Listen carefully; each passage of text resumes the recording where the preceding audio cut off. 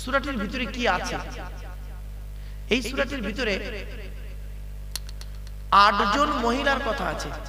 কয়জন? 8টা মেয়ের কথা আছে। 8টা মহিলা কে কে? মুহাম্মদ সাল্লাল্লাহু আলাইহি সাল্লামের 4টে স্ত্রীর কথা আছে এই সূরার প্রথমে। আর এই সূরার শেষে রয়েছে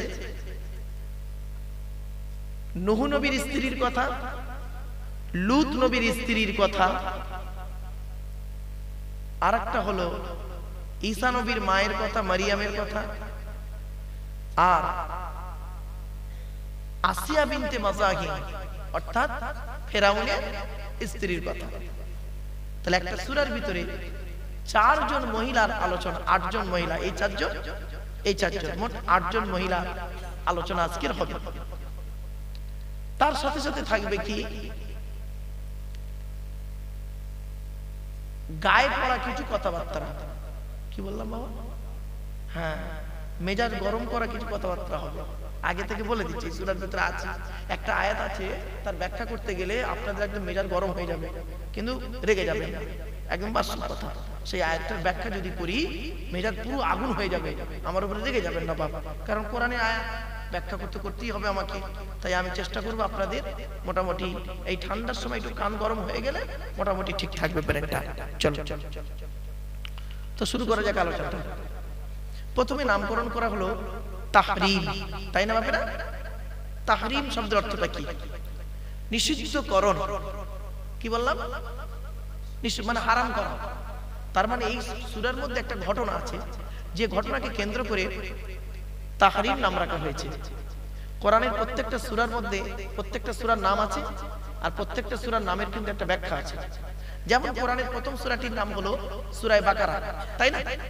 বাকারা মানে কি? গাই গরু। গাই গরু। তা গাই গরু দিয়ে সূরার নাম কেন? নিশ্চয়ই গাই গরুর একটা ঘটনা আছে, মারাত্মক ঘটনা, বাপ কল্পনা করতে পারবেন না সেই ঘটনাটা। মুসা নবী জামানার ঘটনা, গাই গরুর ঘটনা, বাকারার ঘটনা, সেইটাকে কেন্দ্র করে সূরার নাম হয়েছে সূরা বাকারা। এরকম এর পরের সূরার নাম হচ্ছে সূরা আল ইমরান। আল ইমরানটা কে? ঈসা নবীর নানা। কি বললাম? বল। ঈসা নবীর নানা, তার মানে মারিয়ামের আব্বা, তার নাম হচ্ছে ইমরান। তার বংশধরের কথা ওর মধ্যে সূরা আল ইমরানে আলোচনা আছে। তারপরে সূরাটার নাম হলো সূরা নিসা। নিসা মানে মহিলাগণ, মেয়েদের আলোচনা, যত আলোচনা মেয়েদের ওই সূরা নিসার মধ্যে আছে, আরো বহু আছে। তারপরে সূরাটার নাম হলো সূরা মাইদা, মানে খাবারের খানছা। তারপরে সূরাটার নাম হলো আনআম, চতুষ্পদ জন্তুর আলোচনা। তারপরে সূরাটার নাম হলো আরাফ, তার মানে জান্নাত আর জাহান্নামের মধ্যবর্তী একটা জায়গা আছে, সেই জায়গাটার নাম আরাফ, সেই জায়গাটা আলোচনা আছে। তারপরে সূরাটার নাম হলো আনফাল, যুদ্ধের ঘটনা আছে। তারপরে সূরার নাম হলো সূরা তওবা, তওবার আলোচনা আছে। তারপরে সূরার নাম হলো ইউনুস, ইউনুস নবীর আলোচনা করা আছে। তারপরে সূরার নাম হলো সূরা আপনার হুদ, হযরতে হুদ আলাইহিস সালাতু ওয়াস সালামের আলোচনা করা আছে। তারপরে সূরার নাম হলো কি? সূরা ইউসুফ, ইউসুফ জুলাইখা আলোচনা করে। প্রত্যেকটা সূরার মধ্যে আলোচনা আছে এইভাবে। তারপরে সূরার নাম হলো সূরা রদ, বজ্রাঘাতের আলোচনা আছে। তারপরে সূরার নাম হলো সূরা ইব্রাহিম, ইব্রাহিম নবীর আলোচনা আছে। তারপরে সূরার নাম হলো সূরা হিজার, মানে পাথরের আলোচনা আছে। তারপরে সূরার নাম হলো সূরা নাহাল, মৌমাছি, মৌমাছির আলোচনা আছে। তারপরে সূরার নাম হলো বানি ইসরাইল, বানি ইসরাইলদের আলোচনা করা আছে, মেরাজের আলোচনা করা আছে। তারপরে সূরার নাম হলো কাহাফ, তার মানে গুহাবাসীদের আলোচনা করা আছে। তারপরে সূরার নাম হলো সূরা মারিয়াম, মারিয়ামের আলোচনা আছে। তারপরে সূরার নাম হলো সূরা তাহা, যেখানে আদম আলাইহিস সালামের আলোচনা আছে, মুসা সাল্লামের আলোচনা আছে। তারপরে সূরার নাম হলো সূরা আম্বিয়া, নবীদের আলোচনা আছে। তারপরে সূরার নাম হলো সূরা হজ, হজের আলোচনা আছে। তারপরে সূরার নাম হলো সূরা মুমিনুন, মুমিনদের আলোচনা আছে। তারপরে সূরার নাম হলো সূরা নূর, সেখানে নারীদের আলোচনা আছে আর নবীজির আলোচনা করা আছে। তারপরে সূরার নাম ফুরকান, সেই সূরাতে আছে কি? সেই সূরার ভিতরে রয়েছে আপনার সুলাইমান নবীর আলোচনা, হুদ নবী, এই আপনার কি বলবো, দাউদ নবীর আলোচনা রয়েছে, লূত নবীর আলোচনা আছে। তারপরে সূরাটার নাম হলো সূরা শুআরা, তার মানে কবিগণের আলোচনা, কাব্যের আলোচনা রয়েছে। আর তারপরে যে সূরাটার নাম হচ্ছে কি সূরা নামাল, পিপিলিকা, পিঁপড়ে, পিঁপড়ে, বুঝতে পারছেন?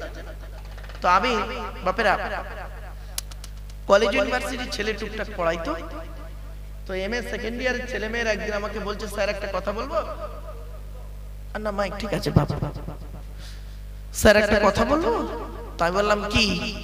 তা বলছে স্যার কোরআন তো পবিত্র, তো এরকম গরু ছাগল সূরার নাম হলো কেন? স্বাভাবিক নয়? মৌমাছি, একটা সূরার নাম মৌমাছি, একটা সূরার নাম পিঁপড়ে, পিঁপড়ে আবার সূরার নাম হয়? কোরআনে একটা সূরা আছে, সূরাটার নাম মাকড়সা, আনকাবুত মানে মাকড়সা। তো এই নাম দিয়ে কেন সূরার নামকরণ করা হলো? আমি বললাম শোন, নামলা মানে পিঁপড়ে, পিঁপড়ে, পিঁপড়ের সঙ্গে মানুষের একটা জীবনের মিল আছে, শুনে নিন। পিঁপড়েরা, মানুষ যেমন এক জায়গায় থাকতে ভালোবাসে, পিঁপড়া ওরকম এক জায়গায় থাকতে ভালোবাসে। মানুষের যেমন প্রধানমন্ত্রী, মুখ্যমন্ত্রী, রাষ্ট্রপতি রয়েছে, পিঁপড়েদের এরকম লেভেল রয়েছে। মানুষ কি করে, তার যতটুকু ওয়েট তার থেকে বেশি ভারী মাল বয়ে নিয়ে যায়। একটা মেলের ড্রাইভার, ট্রেনের ড্রাইভার, তার ওয়েট কত? 70 কিলো ওয়েট, সে একটা ট্রেনকে টেনে নিয়ে চলে যাচ্ছে। একটা প্লেন কত ভারী, তাকে উড়িয়ে নিয়ে চলে যাচ্ছে। তো মানুষের যত ওয়েট তার থেকে বেশি জিনিস সে বয়ে নিয়ে যেতে পারে, ঠিক তত পিঁপড়ে ওরকম, তার যতটুকু ওয়েট।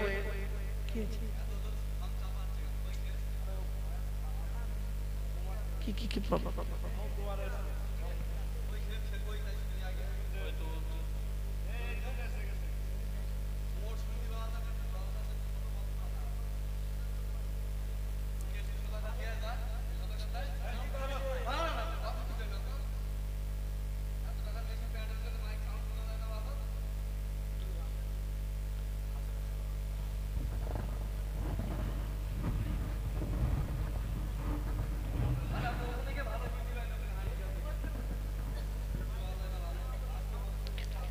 চলো, তারপরে সূরার নাম হলো সূরা নামাল।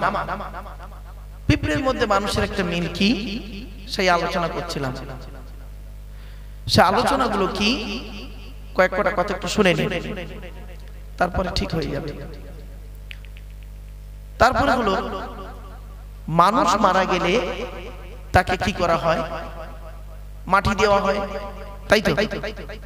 পিঁপড়ে মারা গেলে দেখবেন, একটা পিঁপড়ে মারা গেল, অনেকগুলো পিঁপড়ে তাকে টেনে টেনে নিয়ে গিয়ে মাটি চাপা দেয়। মানুষের সঙ্গে পিঁপড়ের মিলটা কোথায় দেখুন। আরেকটা মিল হচ্ছে কি, মানুষ কি করে, খাদ্য সঞ্চয় করে রাখে। লকডাউনের আগে যেদিন বললো কাল থেকে লকডাউন 15 দিন, একদম আগের দিন তো সব কে মুদিখানার দোকান থেকে মাল কিনে জমা করে রেখেছিলেন। তো পিঁপড়েরা ওরকম কি করে, ওরা আগে থেকে মালগুলো নিয়ে সঞ্চয় করে রেখে দেয়। বর্ষা আসার আগে মালগুলো নিয়ে গর্তের ভিতরে ঢুকিয়ে দেয়। ঠিক ভাদ্র আশ্বিন মাস আসবে, আবার মালগুলো বের করে রোদে শুকিয়ে আবার ভেতরে নিয়ে যাবে। তার কতটা মিল পিঁপড়ের সঙ্গে মানুষের। কোরআনে একটা সূরার নাম পিঁপড়ে দিল, আপনারা কোনোদিন তো ভাবলেন না আর জিজ্ঞাসাও করলেন না কাউকে। যাক, আরেকটা মিল বলছি, যে মিলটা পিঁপড়েদের মধ্যে আছে আর মানুষের মধ্যে সেই মিলটা খুব নেই, আছে সকলের সঙ্গে নেই। কি শুনে নেন।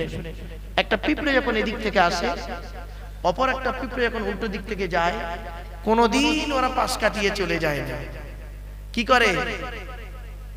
মুখে মুখে স্পর্শ করে।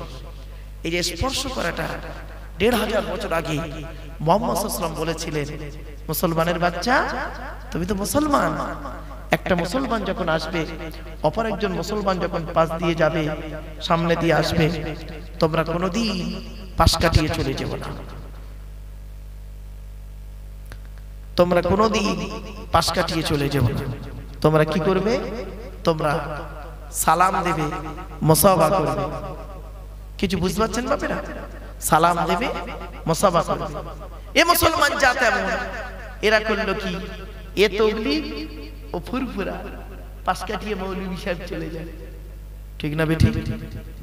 তাহলে পিঁপড়ের শিক্ষা দিল পৃথিবীতে মুখোমুখি হলে একটু কথাবার্তা বলে যাওয়া।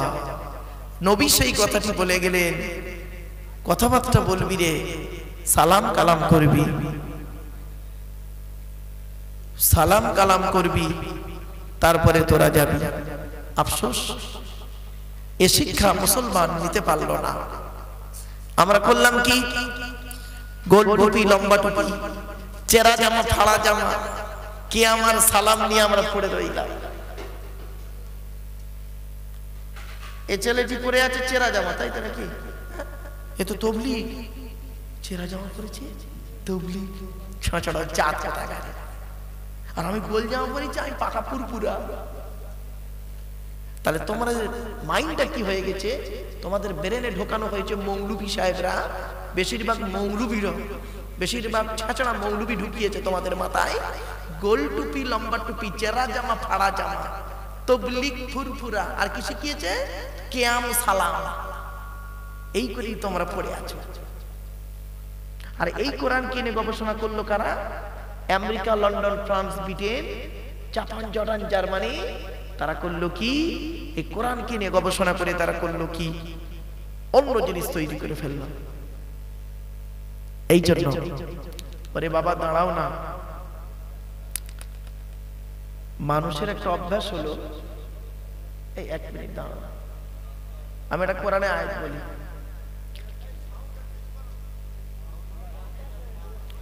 ওরে বাবা দাঁড়া না রে বাবা, এরা তো দেখতে পাচ্ছি।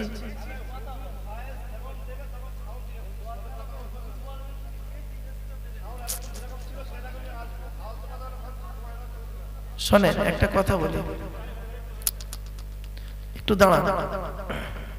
মাইকটা ঠিকই মাইক, যথেষ্ট ভালো মাইক, যথেষ্ট ভালো মাইক। কোরআনে একটা কথা আছে, ওয়াকানাল ইনসানু আজুলা। মানুষের একটা অভ্যাস হলো কোনো কাজে তাড়াহুড়ো করা, ঠিক না বেটি?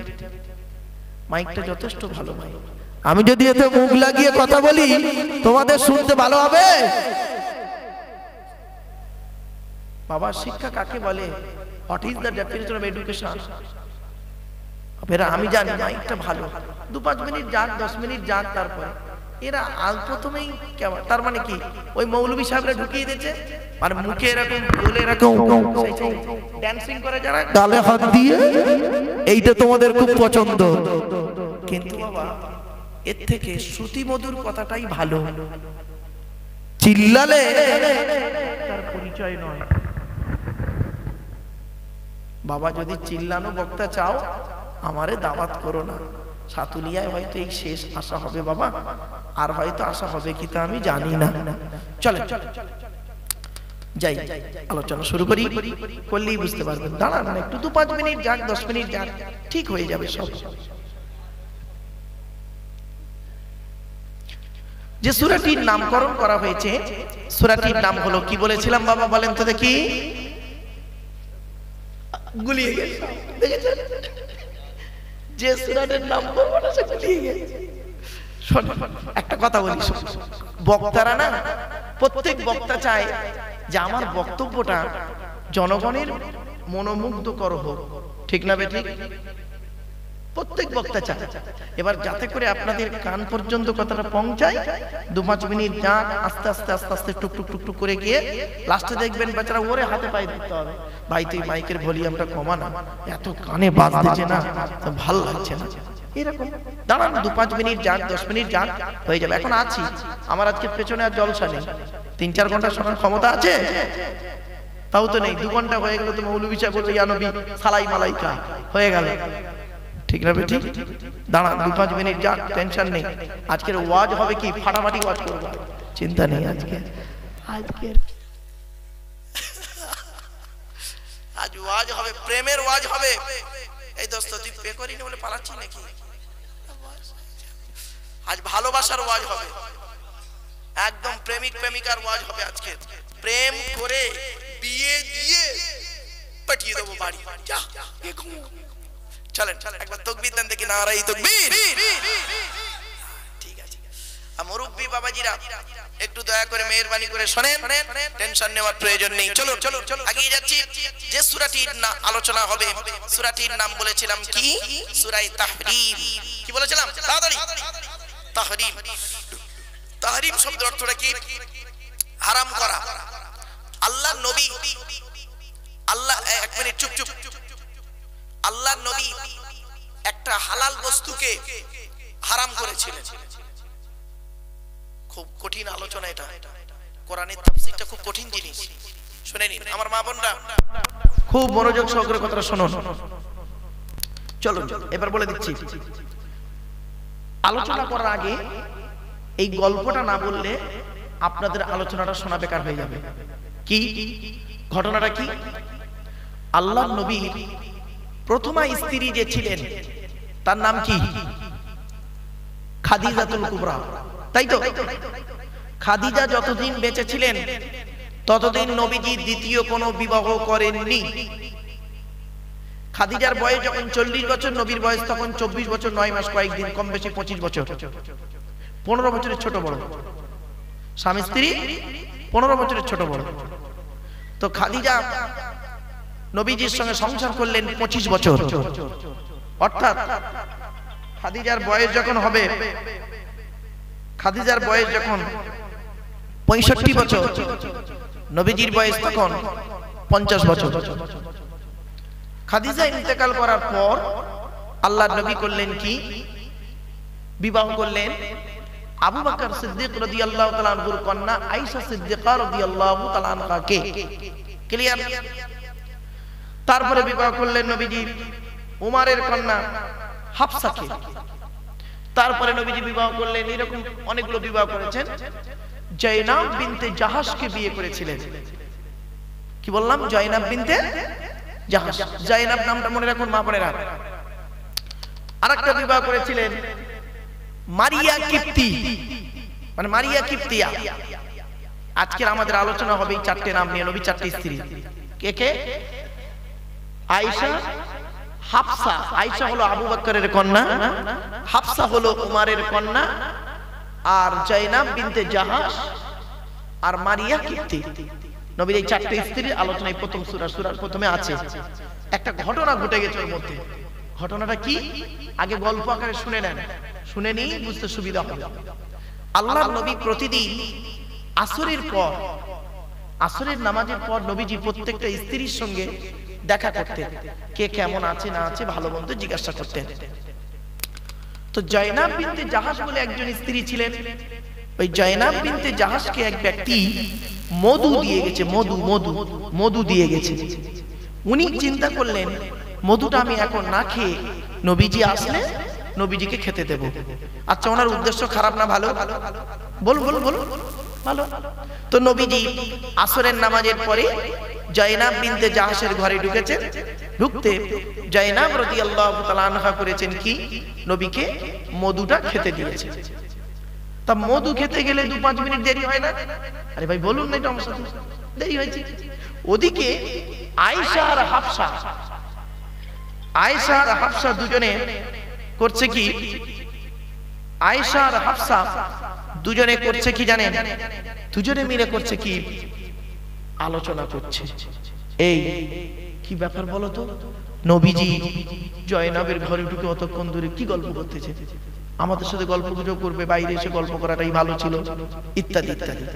আয়েশা আর হাফসা দুজনে যুক্তি করতে করতে বলছে, দাঁড়া, নবীজি যখন ঘর থেকে বেরোবে, জয়নাবের ঘর থেকে বেরোবে, বেরোলি আমাদের দুজনের মধ্যে যে কোনো একজন ব্যক্তি নবীকে বলবো, ইয়া রাসূলুল্লাহ, আপনার মুখ থেকে মাগাফিরের গন্ধ বেরোচ্ছে। কিসের বললাম বাবারা? মাগাফিরের গন্ধ বেরোচ্ছে। আর নবীজি সাদামাটা মানুষ, পেটের কথা সত্যিকারে বলে ফেলবেন, যেমন কথা তেমন কাজ। তো নবীজি জয়নাবের ঘর থেকে মধু খেয়ে বের হয়েছে, হতে এখন করেছে কি? আয়েশা আর হাফসার মধ্যে একজন বলছে, ইয়া রাসূলুল্লাহ, আপনার মুখ থেকে মাগাফিরের গন্ধ বেরোচ্ছে। কি বললাম? বলুন বলুন বলুন। মাগাফির মাগাফিরের গন্ধ বেরোচ্ছে। মাগাফিরটা কি? আরবে এক প্রকার ফল, যে ফলটা খুব দুর্গন্ধ, কেউ খায় না, ওই ফলটার গন্ধ বলেছে। ফট করে নবীজি সাদামাটা মানুষ, নবীজি বলছে এই আমি মাগাফির খাইনি তো। এই জয়নাবকে এক ব্যক্তি মধু দিয়ে গেছে, ও বেচারা মধুটা না খেয়ে আমাকে খেতে দিয়েছে, আমি মধু খেয়েছি, মাগাফির খাইনি তো। এরা দুজনে দেখলে এই আমরা ভুল ধারণা করি, এক্ষুনি আল্লাহ কোরআনের আয়াত নাযিল করে দেবে। পট করে দুজনের মধ্যে একজন বুদ্ধি করে, আয়েশা বুদ্ধি করে বলছে, ইয়া রাসূলুল্লাহ, আপনি ডাইরেক্ট মাগাফির খেয়েছেন এটা বলছি না, তবে মৌমাছিটা মাগাফিরে গিয়ে বসেছিল, আর মাগাফির থেকে খেয়ে ওর চাকে বসেছে, ওই চাকের মধু আপনি খেয়ে ফেলেছেন। পেঁয়াজ বুদ্ধি বুঝতে পেরেছো?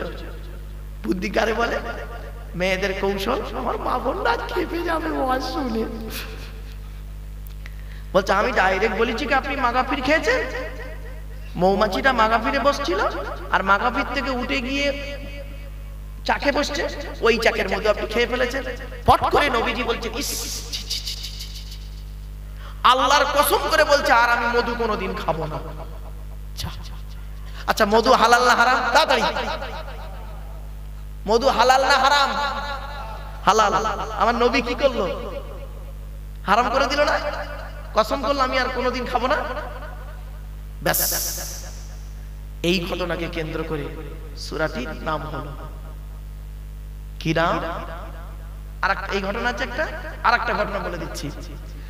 আল্লাহর নবীর স্ত্রী হাফসা, উমারের কন্যা, একদিন নবীকে বলছেন, ইয়া রাসূলুল্লাহ, আমি একটু মায়ের বাড়ি যাব, মায়ের বাড়ি যাব।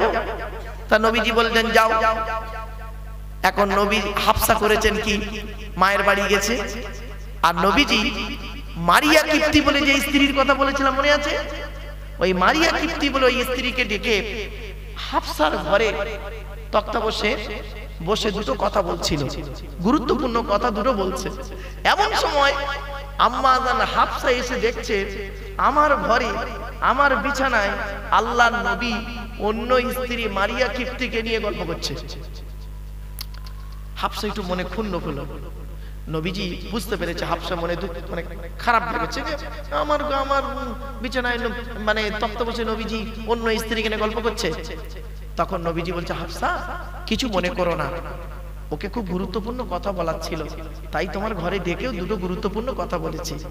তো এই কথাটা তুমি যেন আর অন্য কোনো স্ত্রীদেরকে বলো না, তাহলে সেই স্ত্রীটা গিয়ে কি বলবে, মারিয়া কিপ্তিকে বলে দেবে, ও বেচারা দুঃখ পাবে যে উনিও নবীর স্ত্রী, আমিও নবীর স্ত্রী, ওনার ঘরে গিয়ে একটু বসেছি বলে উনি অন্য স্ত্রীকে বলে দিলেন।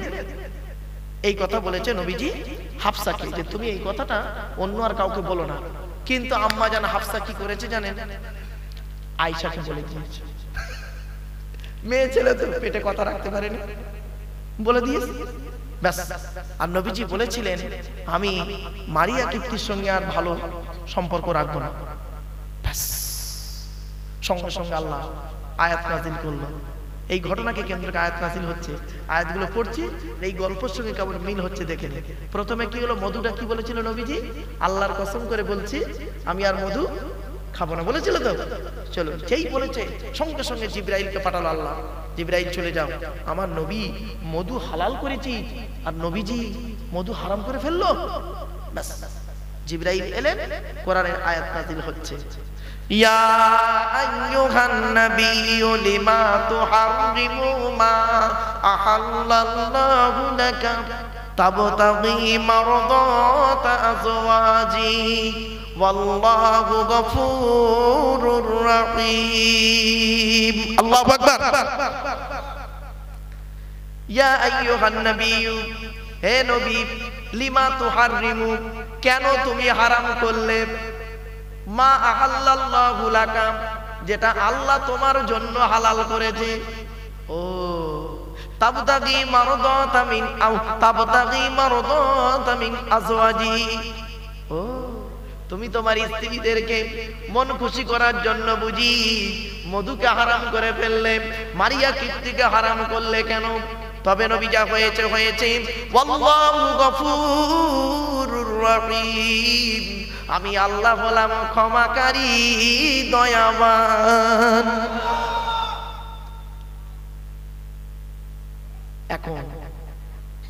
এর দ্বারা কি বুঝলেন? কি বুঝলেন বলুন? হে বন্ধু, ও বাবাজি, যুবক ভাইয়েরা শুনে নাও, আমারে একদম ভুল বুঝতে যাবেন না। স্ত্রীর পাল্লায় পড়ে এমন কিছু হালাল বস্তুকে হারাম করে ফেলো না। তোমার স্ত্রী তোমাকে বলেছে তোমার মা বড্ড জ্বালায়, তোমার বাপ বড্ড জ্বালায়। তুমি রাতের বেলা স্ত্রীর কাছে শুয়ে শুয়ে বলছো, সোনা গো, ও সোনা, তুমি কিছু মনে করো না, কাল থেকে বাপের ভাতই দেবো না। স্ত্রী মনে করলো বাবা কি খুশি আমার স্বামী, সোনা আই লাভ ইউ, সোনা আই লাভ ইউ জান, আই লাভ ইউ গুষ্টির ঠ্যাং। আমার মুরব্বী বাবাজি কি আছে, হাসছে। যাক যাক, ও যাক, আমার বাপেরা অসুবিধা হচ্ছে। চলো চলো, এ বন্ধু, এই ও লোক চল যায়, ওকে বউয়ের সাথে ঝগড়া নাকি বলতে? হ্যাঁ, ও দোস্ত, ও দোস্ত, চল যাচ্ছে, আসবে আসবে আসবে, ও দেখা করতে যাচ্ছে বউয়ের সাথে। আমি হাসি, হুজুরের ওয়াজ আছে। চলে ও প্রিয় বন্ধু, বাবাজি, যুবক ভাইরা শুনে নিন। এই যুবক ভাই শুনে নাও, এই পৃথিবীর জমিনে, এই পৃথিবীর জমিনে সব থেকে বিশ্বস্ত প্রেমিকার নাম বলে যাচ্ছি। হে যুবকরা, তোমরা প্রেম করেছো, প্রেম তো খুব করে চলেছো। আজকের সন্ধ্যাবেলা আমতলা, জামতলা, বুড়িরি, বেলতলা, বাসতলা, ঘুগনি দোকানে, ফুচকা দোকানে কত আনন্দ ফুর্তি করেছো, কত ইয়াং ছেলে মেয়ে প্রেম প্রীতি করেছো। হে বন্ধু শুনে নাও, পৃথিবীর যত প্রেমিকা আছে সমস্ত প্রেমিকা হলো জিরো, একটাই প্রেমিকা হলো বিশ্বস্ত। পৃথিবীর জমিনে সব থেকে বিশ্বস্ত প্রেমিকার নাম হলো স্ত্রী, বউ। বউ হলো পৃথিবীর সর্বশ্রেষ্ঠ, পৃথিবীর জমিনের আল্লাহ পাক তাকে প্রেমিকা করে পাঠিয়েছেন। তোমার স্ত্রীর প্রেম যদি করতে হয়, তুমি তোমার স্ত্রীর সঙ্গে প্রেম করো, কিন্তু বাবা বিবাহের আগে প্রেম করতে যেও না। বিয়ে করে ভালোবাসা ভালো, ভালোবেসে বিয়ে করা ভালো নয়। বাস্তব কথা, পৃথিবীর শ্রেষ্ঠ প্রেমিকার নাম হলো স্ত্রী। তোমার দুটো কাজের দায়িত্ব নিয়েছে। এক নাম্বার, তোমার যৌবনের দায়িত্ব তোমার স্ত্রী নিয়েছে। তারপরে তোমার যৌবন যখন চলে যাবে, তুমি যখন বুড়ো হয়ে যাবে, ওই স্ত্রী তোমার সেবিকার দায়িত্ব নেবে, নার্সের কাজ করে যাবে, খেদমত করে যাবে মরণ পর্যন্ত। এই জন্য নবী আমার বললেন, ভালো যদি বাঁচতে হয় স্ত্রীদেরকে ভালোবাসবেন। তোমরা যেমন খাবে স্ত্রীদের তেমন খাওয়াবে, তোমরা যেমন পরবে স্ত্রীদের তেমন পরাবে। এই প্যান্ট গেঞ্জি পরাতে যাবেন না জানো? প্যান্ট গেঞ্জি পরাতে যাবেন না। স্বামী স্ত্রীর ভালোবাসা হলো আল্লাহর নিয়ামত ভালোবাসা, ঠিক না বেঠিক? দেখবেন বাস্তব জীবনে হয় কি, প্রেমিক প্রেমিক, এই জন্য নবীজি বললেন, এই স্বামীরা